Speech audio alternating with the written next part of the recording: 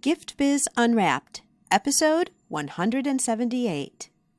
Today, we are going to talk about how you can discover the 2 whys behind your business. Yes, there are 2 whys. And when you've identified your whys, the purpose behind all your efforts becomes so much clearer. And consequently, the actions that you take for your business are right in line with your whys. We're going to go through all of that today. It probably doesn't make complete sense to you now, but stay tuned, it will. When we're done with this podcast, you're going to have direction on and possibly already have identified, know, and understand the 2 whys behind your business. Attention gifters, bakers, crafters, and makers. Pursuing your dream can be fun. Whether you have an established business or are looking to start one now, you are in the right place. This is Gift Biz Unwrapped, helping you turn your skill into a flourishing business. Join us for an episode packed full of invaluable guidance, resources, and the support you need to grow your gift biz. Here is your host, Gift Biz gal, Sue Monheit. Hi there, it's Sue, and welcome to the Gift Biz Unwrapped podcast. I'm solo behind the mic today to talk to you about these 2 very important whys for your business. I was recently at a convention, and one of my favorite things that we do there is something called speed coaching. 6 of us who were on faculty set appointments with people, and for 15 minutes, we did some mini coaching sessions. And what I really love about these is we get straight to the point.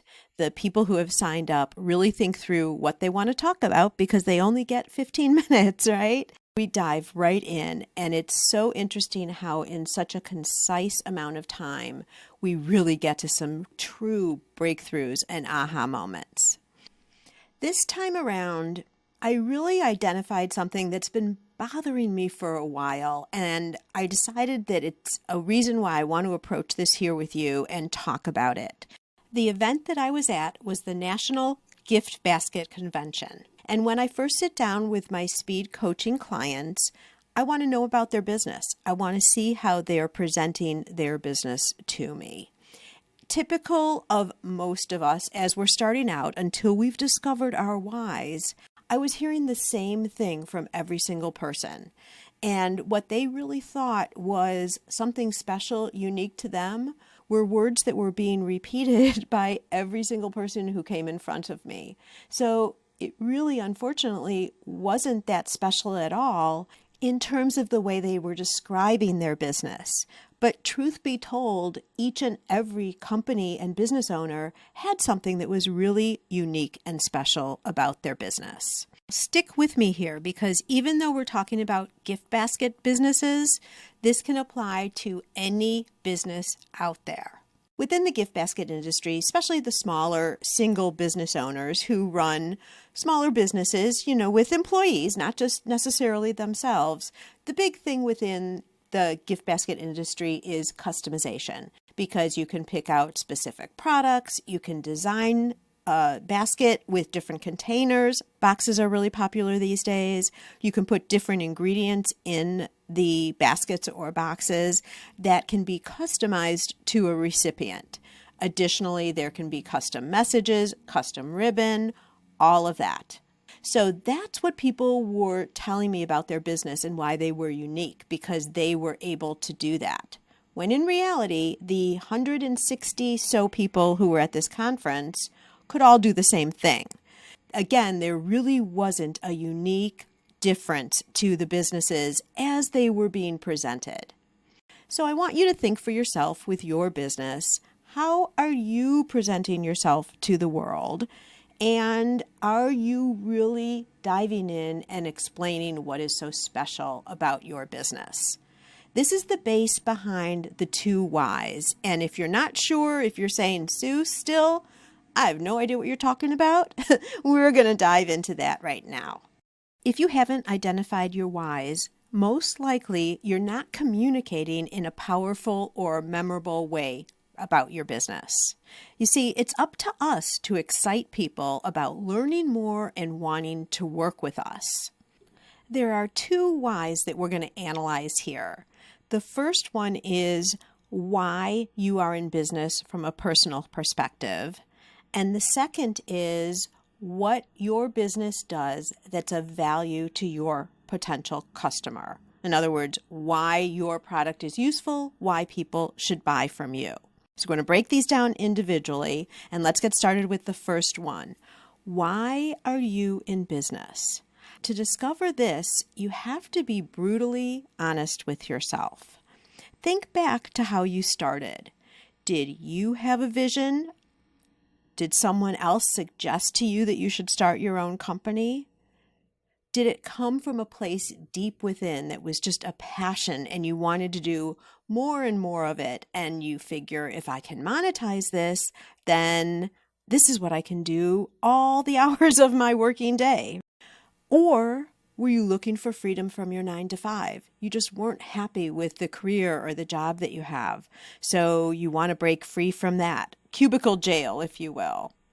Or perhaps you want to work while you're at home with the children. You want to be bringing in and contributing money to the family income, but you also want to stay home with your children. Perhaps you're at a point where you are ready to retire from a career that you've had for years, if not decades, but you're not ready to stop working yet. So this, in terms of your new business or the business that you're currently in, is a second career. These are all things to really just make sure that you understand that this was the start of why you're in business today or why you're thinking of starting a business. The second thing I want you to think about with this personal why is feelings. So you might have your logical reason about why you wanted to start your business, which is what we just covered, but what is the end result? What is the feeling and the value that having a business gives to you? It could be just flat out pride. Maybe you want to prove to somebody in your family that you could do it because you've always wanted their respect. Now, that's kind of a harsh pill to swallow, but you should be honest with yourself. Maybe that's why you started your business. Maybe you love the idea of owning something for yourself, and the idea of building something and making it out of nothing really, really excites you. Perhaps maybe the challenge of a business, the excitement of having to confront problems and challenges and overcoming obstacles is something that you really love. Now, yes, I'm sure some of you are saying, well, no, I'd rather have it all go smoothly all the time. And we all know that that's not the case. But there are people who really, really do love the challenge, the hunt, the pursuit of a goal. So all of these are also things to consider when you're thinking about and being really honest with yourself why you're in business. One thing I want to point out here, obviously, if you're turning a hobby or a craft into a business, part of this is about bringing in income, making money, right? But if that's the sole purpose, if you've decided that you are going to turn your love for making chocolate into a business only because you want to make money, that thinking and that motivation won't pull you through when things get tough. There has to be another underlying reason, a goal, something deep inside of you that helps drive you forward when things are challenging, not just that you're going to be making money. Now, this personal why is not something that you broadcast all over.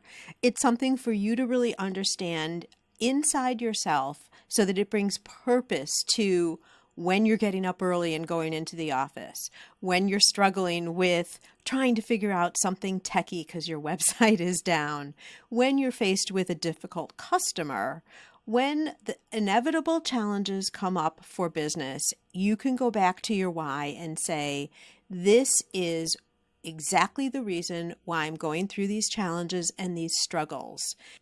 By having that why, you're clear on your vision, you're clear on your goal, and you're clear on what it does and how it affects your life.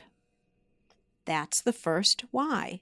From a personal perspective, why did you decide or why are you thinking about starting a business in the first place?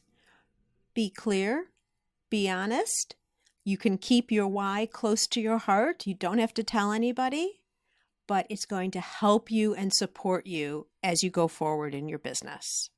There are days, I've had them too, when you're just like, why did I even start this? Maybe I should just shut it down. Is this all even worth it? Those are the times when you pull up this why that you've identified and remember in the very beginning, before all these struggles came up, the purpose and the reason and what it does for you as a person in your heart. And that's why you want to know your why. It's there for you when things get tough. And now I need to interrupt our discussion for just a quick minute. Why? For a word from our sponsor. This podcast is made possible thanks to the support of the Ribbon Print Company. Create custom ribbons right in your store or craft studio in seconds. Visit theribbonprintcompany.com for more information. So, back to my speed coaching clients.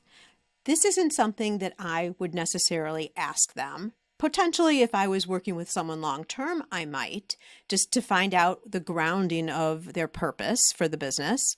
But now let's get into the out-facing why of a business. By that, I mean, what is the why behind the results that you offered to your customers? With my gift basket people, again, remember I said that everyone was giving me the same explanation for their business, that they offered customization, they could create something that was unique to a recipient, etc., etc. That does sound a little bit different because it's different than the gift baskets you'd see in the big box stores or the gift baskets that you can buy online from these big companies. They can offer very limited customization, but it's not enough. It's not enough for people to then be able to know for sure that they should be working with you because it's a good fit. And interestingly, as I said, when we dove down and I made them think deeper, each and every one had something that was way more specific about their business and unique to them and really, truly separated them from the pack. Do you remember about a decade ago, customer service was the big key word? I mean, everyone was talking about how proud and how strong and how supportive their service was to their customers, and they were just words. They didn't mean anything. Everyone touted the fact that they had customer service when really it was bland. It didn't mean anything. You can tell people anything that you want. It's whether you actually follow through with the actions that really makes the impact. I heard once about this whole customer service conversation is don't even bother telling people about superior customer service that you supposedly have because no one's going to believe it. It's just too bland and you can say anything. All you can do to prove customer service is just do it and let other customers speak to it from their experiences. I got off on an aside there, but I think that was important to talk about because a lot of people will still say, oh, we have the best customer service in the world. And quite honestly, with the Ribbon Print Company, we do. But I don't even say that anywhere because it's got to be the customers who are saying that, not us. Anyway, like I said, I spun down a little bit of a rabbit hole there, but I thought it was important to say. But when we generalize our businesses, just like that customer service example, people are like, okay, yeah, so she has a jewelry business or she makes scarves and she sells them and, she makes beautiful wedding cakes or delicious chocolate. But it's still just very general. I want to share with you, and I'm not giving names, but they are real examples. I want to share with you where we got to with a couple of clients through this speed coaching so that they really could identify the why behind their business and how they're different. And then I'm going to share with you how you can identify this for yourself as well. So let's take two of these people that I'm talking about who were custom gift basket designers, certified in the industry, mind you. So very well-versed, very established, very grounded in their businesses. When we really started diving down and I started asking them, well, who are your customers? What are your products? Some interesting things revealed themselves. One woman creates special programs that are driven into industry-specific needs. So, for example, she focuses on industries such as realty, assisted living facilities, fundraising events. Okay, so very specific. And she's created unique programs, including timing, product, different types of needs that a gift basket could serve that are different than for each of these different industry types.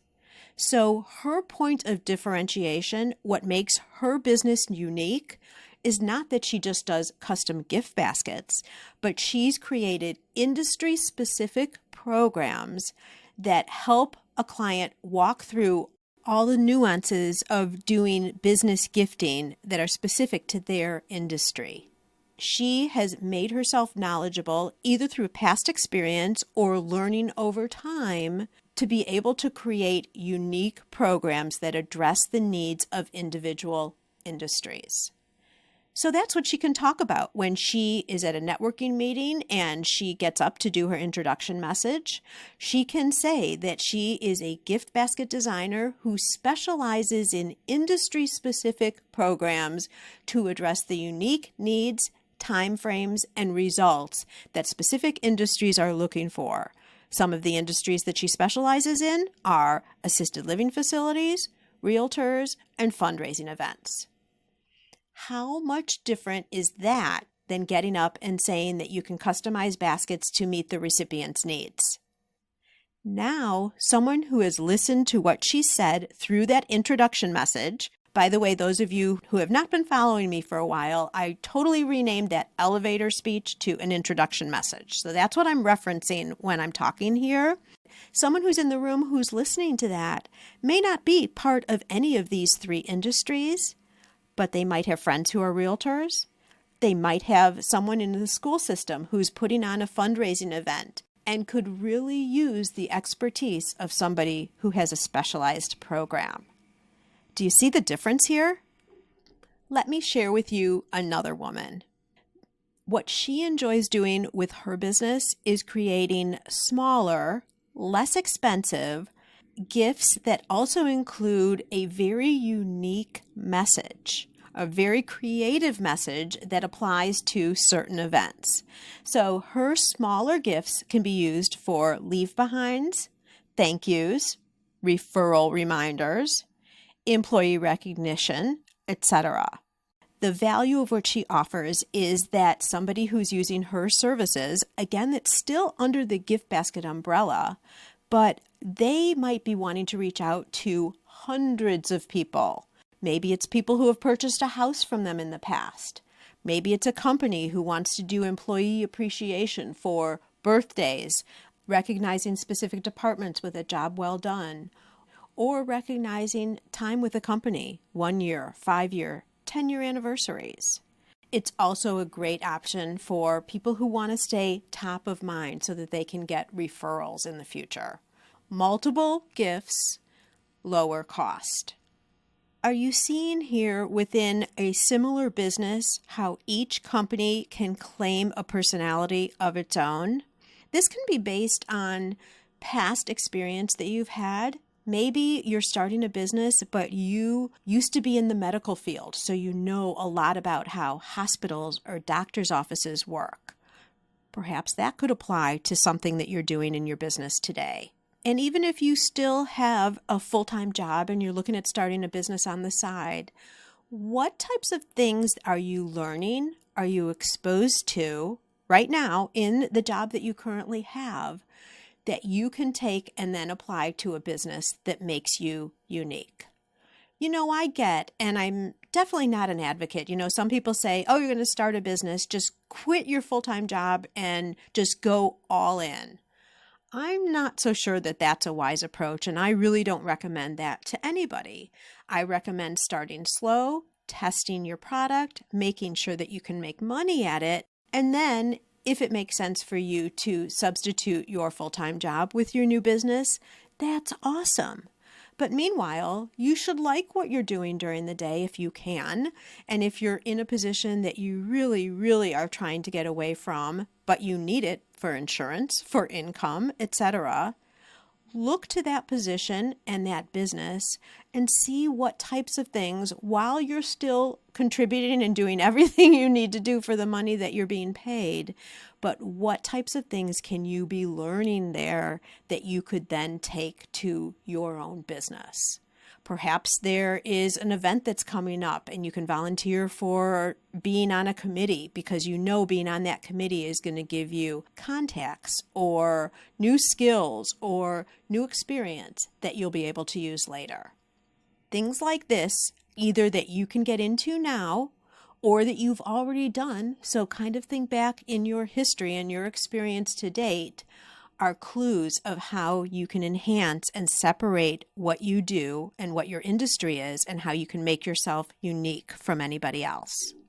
And as you're thinking about this, I want you to think about it over and above the features of your product.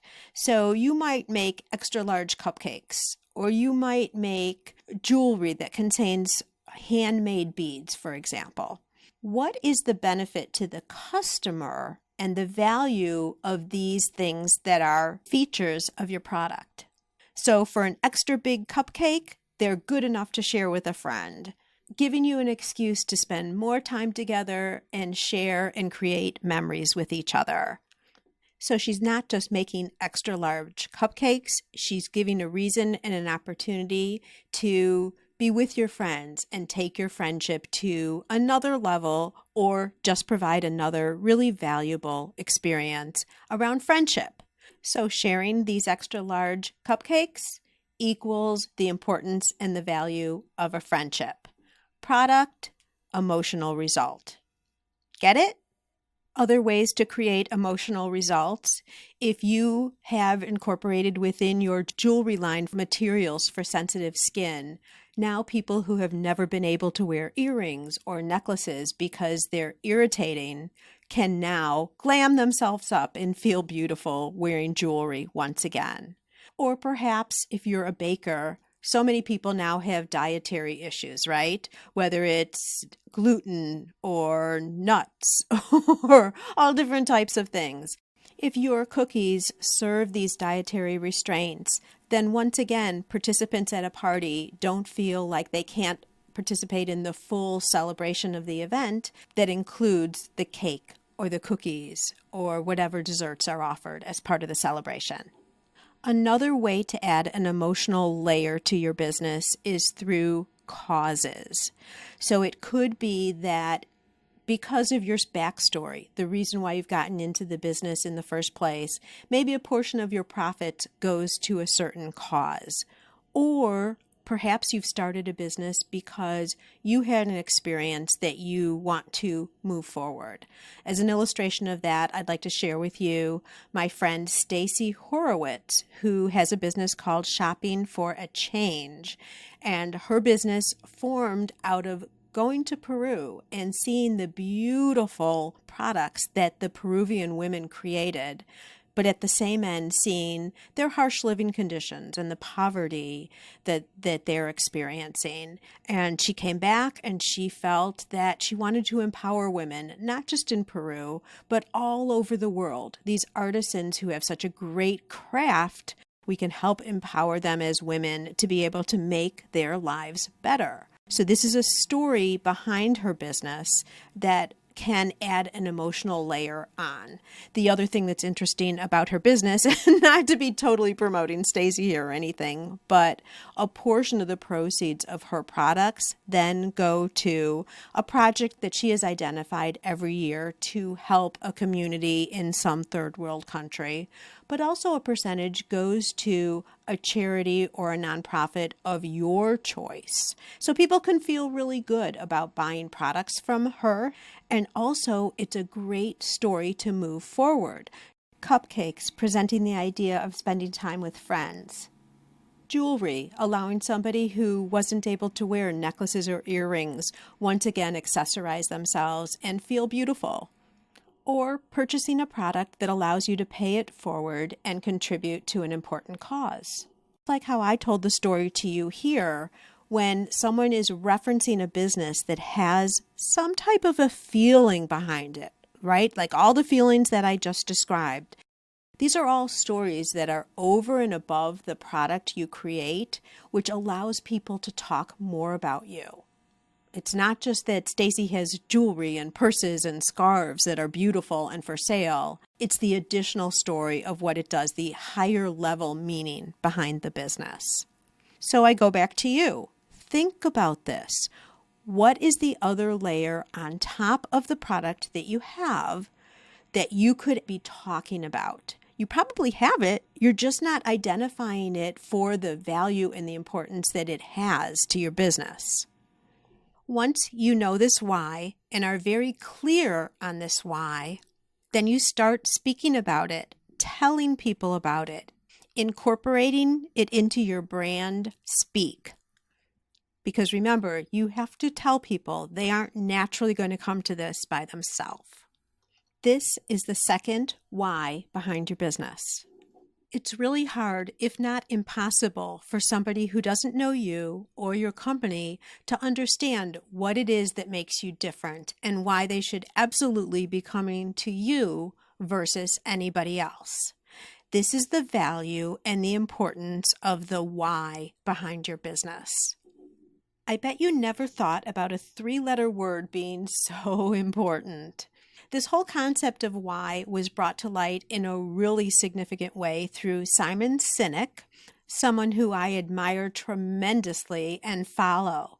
It started with a YouTube video he did called How Great Leaders Inspire Action, and that led to a book called Start with Why. If you've never read that book, I highly suggest that you do. Simon works with leaders of big corporations to make sure that everyone's marching in the same direction, inspiring people for production and obviously results, building teams, and having a common message for a larger business. I've taken his training to heart, and I now apply it to smaller businesses like ours, and to our specific industries for gifters, bakers, crafters, and makers. So there you have it, discovering the 2 whys behind your business.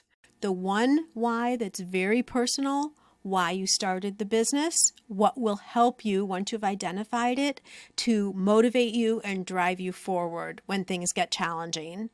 And the second why, the out-facing why, what is the reason why a customer would want to buy your product from you specifically? What is it that they receive in return, both by way of the tangibleness of your product and the emotion and the feeling behind what your product delivers?